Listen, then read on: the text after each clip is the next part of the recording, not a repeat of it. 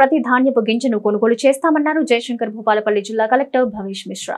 ఘనపురం మండలంలోని ధాన్యం కొనుగోలు కేంద్రాన్ని కలెక్టర్ తనిఖీ చేశారు. ఈ సందర్భంగా ఆయన మాట్లాడుతూ ఈ ఏడాది ముందస్తుగా వర్షాలు కురిసే అవకాశం ఉన్నందున సత్వరమే కోతలు ప్రారంభించి ధాన్యం విక్రయించాలని రైతులకు సూచించారు. కొనుగోలు చేసిన ధాన్యాన్ని ఎప్పటికప్పుడు ఓపీఎంఎస్ చేసి కేటాయించిన మిల్లులకు సరఫరా చేయాలని ఆదేశించారు.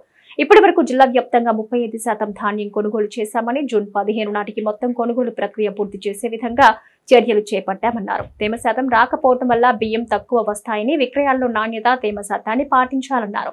అన్ని కొనుగోలు కేంద్రాల్లో జిల్లా కలెక్టర్, అదనపు కలెక్టర్ ఫోన్ నంబర్లు ఏర్పాటు చేయాలని సెంటర్ల ఇన్ఛార్జ్ను ఆదేశించారు. కలెక్టర్ వెంట అదనపు కలెక్టర్ వెంకటేశ్వర్లు, పౌర సరఫరాల అధికారి నరసింగరావు, డిఎం రాఘవేందర్, జిల్లా సహకార అధికారి శైలజ, పిఎస్సిఎస్ చైర్మన్ కుమార్ యాదవ్ ఉన్నారు.